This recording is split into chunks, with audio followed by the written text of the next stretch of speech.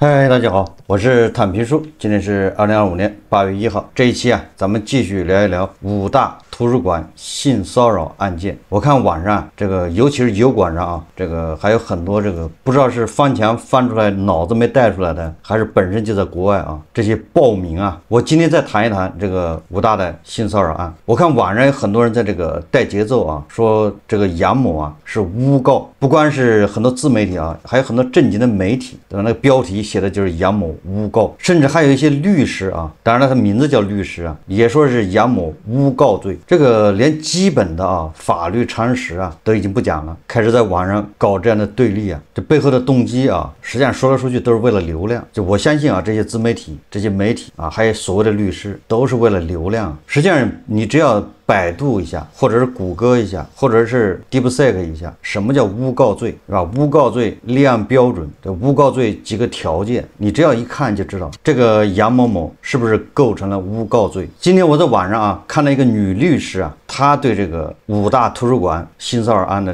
一个看法，我觉得她说的特别好，大家看视频。5大图书馆事件的一审判决下来了，目前还没有生效。作为一名律师，我今天花了1个下午的时间，仔仔细细地读了很多遍判决书，也研究了原告的所有证据。我觉得这个案件有好多个疑点。我说实话，我觉得这个视频发出来，我真的有可能会被网暴，但是我不吐不快，我真的忍不住质疑，我也忍不住想为这位勇敢的女生发声。希望这个视频看到最后，大家会对这个事件有更完整的认识和更深刻的思考。首先，败诉不等于诬告，诬告的意思是捏造虚假事实进行虚假告发。我想请问一下各位，如果一个男的坐在你对面2个小时的时间里，不停的用手掌心或者说用手去摩擦你的裆部、大腿根部，并且在你跟他挑明的时候，他也现场承认了、道歉了、求饶了，还提出来要私了，你会不会觉得自己刚才是真的被性骚扰了？同时我要解释一下什么叫性骚扰。根据民法典1010条和妇女权益保障法的规定，只要对方做出来的跟性暗示有关的，让你心理上觉得不适的，不仅仅包括肢体接触，也包括言语挑逗、图文展示和模拟自慰。也就是说，没有进行肢体接触也能构成性骚扰的。所以第一个结论已经出来了，不管这个男的当时是在挠痒痒还是在自慰，只要这个女生在合理觉得对方真的在性骚扰的情况下进行举报、匿名的发声和起诉，都是没有问题的，也都不构成诬告。那么第二个问题来了，败诉是不是意味着这个男的当时他真的是在挠痒痒？显然不是。大家要搞清楚一点，法律事实不等于客观事实。在民事诉讼里面，谁主张谁举证。女生她没有上帝视角的，当她发现这个男的行为有异常的时候，作为一名法学生，她真的已经非常努力的在试图取证了。但是她在偷拍的情况下，其实是没有办法完全的还原当时的现场环境、男生的表情、呼吸，他每一次做这种动作的持续时间和一些细节是还原不了的。在视频模棱两可，有可能是在挠痒，有可能是在自慰的情况下，法院认为他的证据不足以证明他当时就是在自慰的话，判他输是有可能的。但这并不意味着当时这个男生一定是在挠痒。那么他当时到底是在挠痒还是在自慰呢？我有以下4个疑点。第一个疑问就是，为什么在有那么多空座位的情况下，他偏偏要选择坐在这个女生的对面呢？从你的视角来，位置在图书馆的北门走廊，这个位置我们俩是在很多东西我在推文里面没有写。我们在夏天暑假学校里面图书馆的人本来就很少。这第二点是图书馆的北门走廊那个位置是没有空调的，它离着入口非常近，所以那地方很热，坐那的同学很少。我坐在那个地方是因为那个地方可以出声的读东西，其他的司机是你是不可以出声的读东西的，所以我在那我要出声的读东西，所以我坐在那个位置，而且那个位置是有2排位置的，一排是坐4个人，另一排坐2个人，所以第一，北门走廊人本身特别少，基本上是1个人独占1张桌子的。我坐那个位置只有1张单桌，那个单桌可以对向而坐2个人。那个位置除了就2个人相约一起来上自习，他会坐在那个地方以外，剩下的他不会。所以在下午5点钟的时候，他坐在我对面，我当时就有点奇怪，我说这个人怎么坐我对面了？因为一般都是1个人在坐，那坐了一会儿没一会儿他就走了。6点钟吃完饭回来之后，我又坐在那个地方的时候，过了没多久他又回来，又坐在我对面了。所以他连着2次都故意专门坐在我对面的。那个位置是人单桌。所以他单桌不是单就是单桌，他对象会坐一面坐1个人。一般情况在现场的场景下面，一般情况一个桌只会坐1个人，是对，除非是2个认识的人在相约来图书馆上自习。好的，那他有看你吗？或者是有打招呼吗？没有跟我打招呼，但是他经常在看我。哦，你们有对视吗？我有看他，然后他看到我，他眼神立马就收回。作为一名全网认为他是一个非常害羞的、内敛的、内向的、不谙世事的一个小男孩。他在明明知道自己有湿疹的情况下，明明知道自己可能需要长时间用手去摩擦自己的大腿根部，并且导致这个桌面抖动，然后可能会打扰别人的情况下，有那么多空位的情况下，他非要选择在这边有双人位也有单人位的情况下选择单人位，并且要坐在一名异性对面，这个事情很难让人理解。其次就是视频里面男生的动作持续不断，他真的是在挠痒痒吗？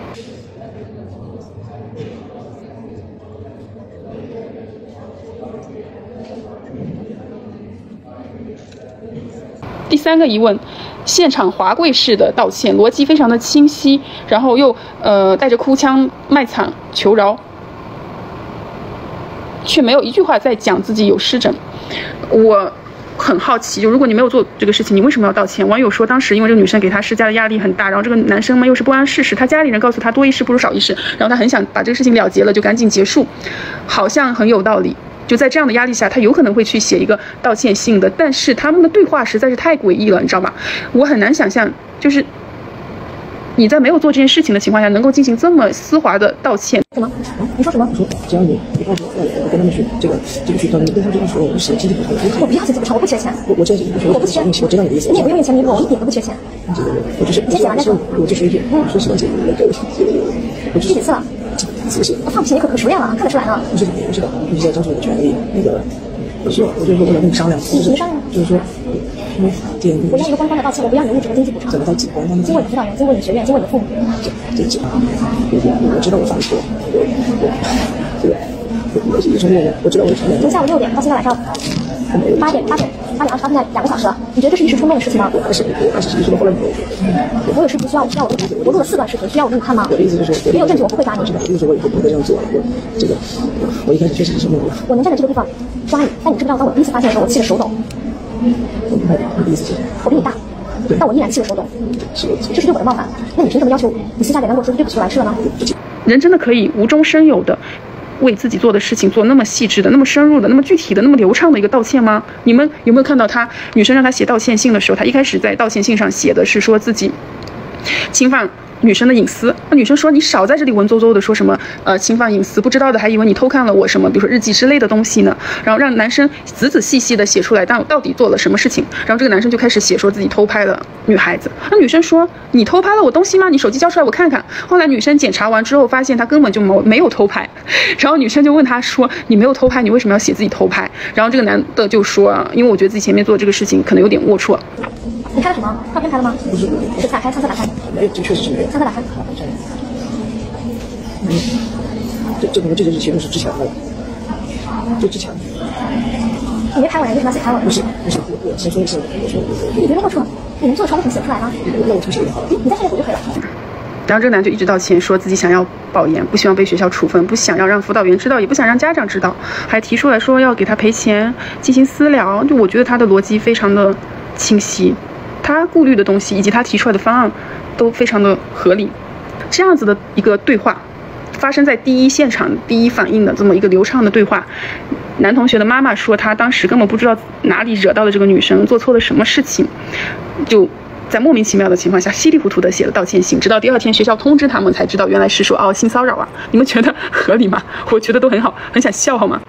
第4是他湿疹的这个事情也很奇怪，他们首先提交了22年1月份的就诊病历，法院认为呢不是这个男同学本人的就诊记录，没有予以采纳。后来他们又提交了23年11月2号、12月8号和12月28号的病历来证明这个男同学确实是有湿疹，法院采纳了。这里要提醒大家注意的是，图书馆事件发生在7月份，学校的这个处分呢是在10月份做的，然后他们11月份开始就紧赶慢赶的在3家完全不一样的超级大型的3甲医院进行湿疹的门诊治疗。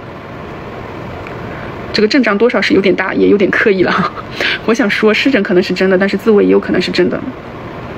有的人说自慰怎么可能自慰2个小时呢？开什么玩笑呢？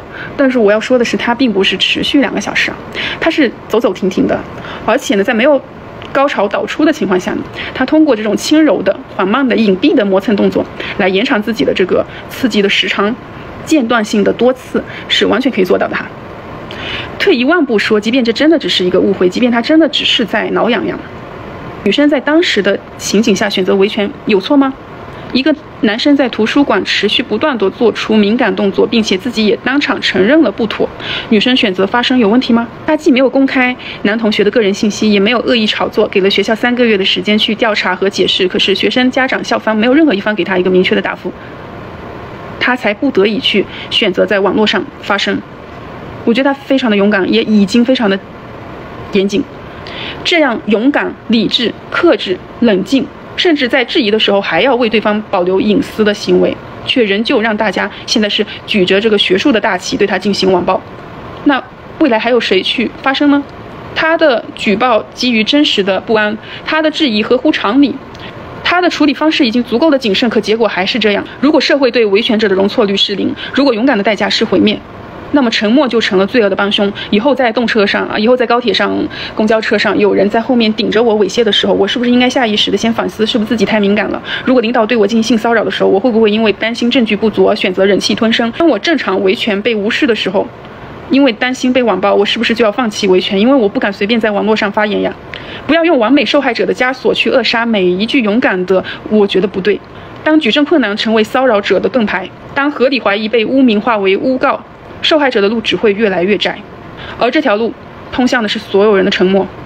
这位女律师啊，可以说是条理分明啊，分析的合情合理。那些在网上啊，尤其是油管上，在我那个节目下面评论的这些人，你看过判决书吗？我是认真的把判决书仔细的看了一遍，而且我还做了个节目。但是因为时间的原因啊，我只是对法院说理的部分，也就是说这个本院认为的这个部分进行了一个我个人的一个解读。对法院质证，对吧？那些因为它太长了，没有做过多的解读。我在这个5大图书馆性骚扰案这个事啊，应该做了好几个节目。我在第1期节目就说了，这个事情发生在2023年，是吧？当时我没有做节目，但是在网上闹得挺凶，我对这个不感兴趣，我觉得这就是一个普通的案件，所以实际上我对这个不太了解。那这一次为什么要做节目呢？是因为法院判决，而且我在网上找到了判决书，所以我就可以通过法院的判决书，我不用看那媒体报道，我也不用看这些什么自媒体的在那儿添油加醋的，我可以直接看判决书，看双方的证据，所以我才做的节目。我在做节目的时候我已经说了，我不支持网暴，对吧？如果这个女的杨某某在2023年在网上对这个肖某某实施了网暴，那是这个女的不对，对，我是不支持网暴的。但是无论这个杨某某在以前啊有没有对这个肖某某实施网暴，那都不是现在啊这些网络暴民对杨某某网暴的理由。我看今天还有人给我留言什么以德报怨，你懂这些意思吗？如果我们都提倡网暴来网暴去的，像胡一金老师那样的号召大家去网暴这个杨某某的研究生论文，认为这是合理的，实际上大家在网上也可以看到了啊，这个炮火啊已经在延伸啊，现在已经开始网暴这个杨某某的导师，网暴杨某某导师带的学生，过往几届的学生，这就是你们要的结果，这些网络暴民啊。现在有人开始网暴那个杨某某要上的这个香港一个什么大学，他的博士啊要去那儿读。我在以前节目说了啊，这个没有赢家啊，只有网络暴民赢2次。他们在对吧？2023年他们在网上网暴这个肖某某，2025年他们在网上网暴这个杨某某，赢2次，这就是网络暴民的狂欢呐！所有在我这个油管下面啊发表这个不同评论的这些人，就是你要对照一下，你是不是网络暴民，你是不是支持网暴，不要就是以任何理由啊，任何借口你支持网暴，你要记住了，你也是这个网络生态的一部分。为什么这些网络暴民一呼百应？那就是因为有你的功劳。我今天在网上看了一个教授啊，我不点名，他评论啊，什么武汉大学图书馆所谓性骚扰事件，怎么看都是提告一方欺人太甚，校方处分不当，现代人理论一套套，啥事都能找到自己正当的依据，振振有词，却往往忘了基本常识，就是做人不能太过分。你对别人太过分，别人也可能对你太过分。公共空间没有身体暴露，没有接触，没有偷拍，没有不端的确凿证据，却不依不饶，毁人名誉乃至身心，这是越界了。也常识就是要把人当人看，既把自己当人，也把别人当人，不能只考虑自己的利益，无视对他人的伤害。这些常识不需要高深的道道理，却是社会能运转、人心能安定的底线。尊重这些底线，不是因为我们高尚，而是因为我们不想活在一个人人自危的世界里。对这个教授的这个说法啊，只能说啊，部分表示同意啊，就是说做人不能太过分。但是这个东西啊，你很难掌握标准，什么叫过分，什么叫不过分，对吧？就是每个人对过分不过分呢，标准还不一样。所以扯来扯去啊，最终还是对吧？以法律为准绳，对，用法律来判断过分不过分。你每个人心中都有一杆秤啊，对吧？你这么做，我觉得过分；他那么做，认为不过分，对吧？过分标准是什么呢？然后啊，说这个提告一方欺人太甚，这个我觉得这个教授啊，对吧？你可以不维护自己的权益，没问题，这是你自己对自己的一个要求啊。就是当你遇到这样的事情的时候，你选择息事宁人，你选择忍气吞声，这没毛病啊。你的官司输了，你不上诉，对吧？你不再发声，这也是你的权利，但是你不能要求别人。这个杨某某啊，官司输了，案结事了，这是咱们中国啊这个司法系统啊